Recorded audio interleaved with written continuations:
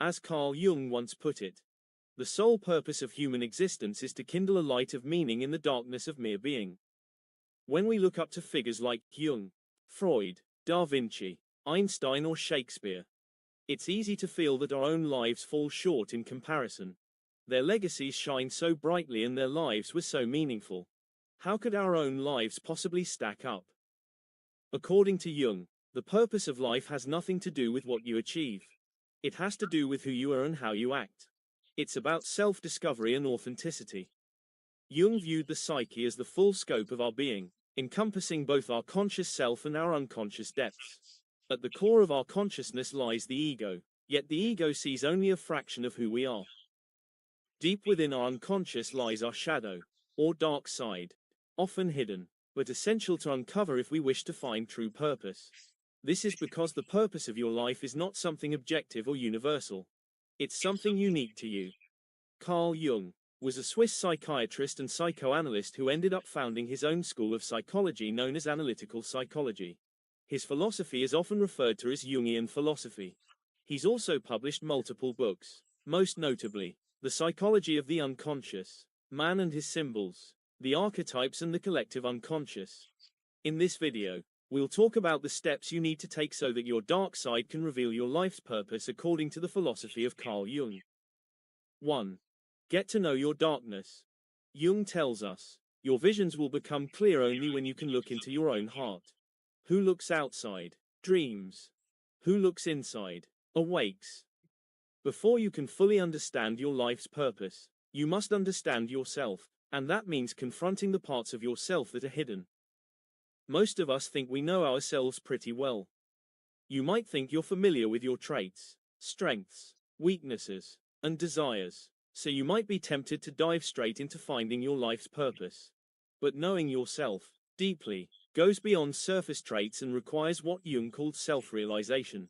This journey involves exploring your shadow, the side of you that holds suppressed desires, repressed emotions, and traits you'd rather ignore. For instance, your shadow might contain feelings of laziness, envy, or anger as well as hobbies or interests that you're ashamed of or wish you'd outgrown. Because the shadow resides in the unconscious, you're often unaware of what's in it. These traits have been repressed and ignored for so long that they no longer surface in your thoughts. Instead, you tend to over-identify with your persona, the role you unconsciously play to be liked or appreciated by others. This persona acts like a mask you wear when interacting with the world. Reintroducing yourself to your shadow requires genuine effort. Engaging in shadow work or getting to know your dark side, as Jung called it, involves regularly stepping back and reflecting on your behavior, thoughts, and feelings in daily life. This could be done through journaling or meditation. Ask yourself, why did I act the way I did? Did it feel authentic? Why or why not? What was my initial instinct in a given situation? How would I feel if the roles were reversed? It's about interrogating yourself as if you were questioning someone else. Jung emphasized that getting to know your shadow doesn't mean identifying with it. You don't have to define yourself by the traits you usually hide. For example, if your shadow houses anger, you don't need to see yourself as an angry person. Instead, simply acknowledge these traits exist, recognize, and accept that they're a part of you. Another way your hidden shadow traits often surface is through judgment of others. The traits or behaviors you despise in others are often the ones you fear in yourself. This is called projection. So, whenever you find yourself angry at or irritated by someone else's behavior, take a moment to ask, do I ever exhibit this tendency? Could this be a shadow trait of mine? According to Jung, those who harshly judge selfishness often repress their own selfish thoughts, and those intolerant of impatience in others may be battling their own impatient tendencies. By taking time each day to sit down, journal, and ask yourself these probing questions, you begin to bring the unconscious into consciousness, truly getting to know yourself. By regularly confronting our shadow, we reveal more of who we are, and can live in alignment with our deeper selves. 2. Work on yourself. Jung once said, I don't aspire to be a good man. I aspire to be a whole man. Self-realization isn't always comfortable. It can be a hard and humbling process. In fact, you might feel temporarily worse about yourself after your self-realization because you can no longer ignore all your bad sides. Jung acknowledged that figuring out who you truly are is an intensely painful and frightening process. Yet, confronting your shadow is essential to personal growth. If you ignore parts of yourself, they won't disappear. They may emerge when you're least prepared. Repressing shadow traits often gives them more power. They fester deep inside you, and then, when you're tired, stressed, emotional, or at a breaking point, they suddenly burst out of you. For instance, those who repress anger can find themselves exploding unexpectedly. Instead of pushing these traits down, Jung advocates transforming them. Anger, for example, is only bad if it's excessive or unwarranted. But when someone genuinely hurts you, anger can actually help you advocate for yourself. Laziness can get you well-needed rest. Impatience can make you more active. Envy can be a motivator. In other words, you have to find ways to integrate everything you find in your shadow into your personality instead of ignoring it. Your shadow isn't here to punish you. Self-integration means accepting these parts and using them constructively. As you grow, you'll become more balanced and true to yourself, making it easier to see what truly matters in your life. So the question you should ask yourself is, when is it right to act on an emotion and when is it better not to? When should I lean into my mask and persona and when do I not have to? By thinking about your emotions in this nuanced sense, rather than thinking of them as bad or good, you will improve your life and well-being tremendously. You will be more balanced, harmonious, and authentic. Once you have figured out how to use your shadow, you have figured out who you truly are, and thus, it will become much easier to figure out what you truly want and need from life. 3. Take action. Jung emphasized that you are what you do, not what you say you'll do. Knowing yourself and working on self-integration is essential, but to make life meaningful, you must also take concrete steps.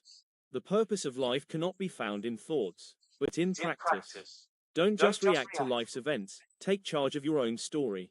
When you identify what matters to you, actively pursue it. This means that you shouldn't live your life reactively. Don't only react to what happens to you, but also initiate something in your life. Instead of waiting for people to befriend you, go out of your way to make friends. Instead of waiting for that promotion, come up with a plan and pursue it. And instead of waiting for your life to achieve the meaning you want it to, make your life meaningful with your actions. Currently, most of us do live reactively, even those who actively seek out their shadow and improve themselves. Working on yourself is a great first action one can take. But it's not enough to truly start taking action in other areas of life either. Okay, so how do you start living actively? This is simple. By challenging yourself. Frequently ask yourself questions like, what do I believe in? What spiritual or religious beliefs? What moral principles? What values? How do I act on a daily basis? What do I want to do this year and the next 5 years? How do I want to contribute to the world? What do I expect from others? You could journal about these questions or meditate on them. The answers are clear clues as to what kind of actions to take. You might, for example, want to become a published author but don't take many steps to achieve that goal. You just wait for inspiration to strike, for your agenda to clear up, and eventually for the book to write itself. So what would someone who wants to become an author have to change? An aspiring author that actually takes action would write on a frequent, scheduled basis, whether they feel like it or not. When they get stuck, they'd actively seek out advice or exercises to help them move along. They would finish a story, if not thanks to motivation, then due to discipline. And then they proactively reach out to people in the publishing industry. Of course, many people don't derive meaning from career goals. Instead, their personal ideas about their lives might be a little more abstract. You might want to positively influence new generations, for instance. This could be done in many ways, by becoming a parent, a teacher, starting a charity for youth, or becoming a youth counselor. It's then on you to decide in what way you want to achieve this goal and what actions that requires. Whenever you ask yourself questions about your morals and beliefs, you'll then have to decide what way you can work towards them and what actions you might need to take. It's quite possible to survive when living reactively, but it's not possible to find meaning in a reactive life. Meaning requires action. 4. Embrace fear. Where your fear is, there is your task, Jung reminded us. One of the main reasons people live reactively is not laziness and not a lack of motivation. Most of the time, the avoidance of action results from fear. Action requires risk, which can be scary. When you have an idea for a book, you have to risk being disappointed by your own writing in order to get it down on paper. Once you've written a book, you have to be ready for many rejections if you want to get it published. Every single action you can take can result in something negative. But take meaningful action. Courage is essential. True bravery doesn't come from the absence of fear. Fear shouldn't be avoided. When ignored, it merely retreats into your shadow, often taking an even stronger hold over your life. Instead, it needs to be acknowledged. When you're faced with a necessary action that feels daunting, pause and ask yourself why. Are you afraid? What exactly are you afraid of? Identify what could go wrong and how you would handle those possibilities. Preparation is one of the most effective ways to contain fear, but don't let it become rumination or anxiety. Focus only on likely scenarios, rather than letting your mind spiral into extreme possibilities. For instance, if you want to publish a book, prepare yourself for the likelihood of rejections or possibly struggling to find an agent. But also allow room for the possibility of success. Be ready for positive outcomes too. However, resist the urge to fixate on improbable concerns, like someone stealing your book idea or others mocking it. Such thoughts are unlikely and ultimately unhelpful. By breaking down your fears and addressing them through realistic preparation, you've already alleviated much of their hold. The feeling of fear may not fully disappear, but once you've done what you can, the next step is to dive in. Courage means confronting your fears, not eliminating them. Every person who has achieved something remarkable has done so not by avoiding what scares them, but by facing it. Bravery doesn't mean the absence of fear but the courage to act in spite of it. Jung's philosophy suggests that the areas in life that scare us the most are often the very paths that will bring us the deepest meaning. 5. Accept the bad. In one of his most profound insights, Jung noted, even a happy life cannot be without a measure of darkness, and the word happy would lose its meaning if it were not balanced by sadness. At this point, you know yourself, you're continuously growing, taking action, and embracing risk. But does this guarantee a perfect life? No life is without its imperfections. In fact, some of the world's most influential figures have endured profound hardship. These are often the people who take the most significant risks, refuse to be defeated by adversity, and keep moving forward no matter what. Learning to accept the inevitable setbacks and disappointments in life is essential to finding meaning and purpose. Meaning itself depends on it. A life that is only joy and triumph lacks depth. Joy holds value because we know sadness. Victory feels sweet only because defeat was possible. Light and darkness, success and failure, they give one another definition. Lastly, take time to appreciate the good in your life. Whatever you've accomplished, no matter how small it may seem, be proud of it. Whatever goes well, be grateful for it.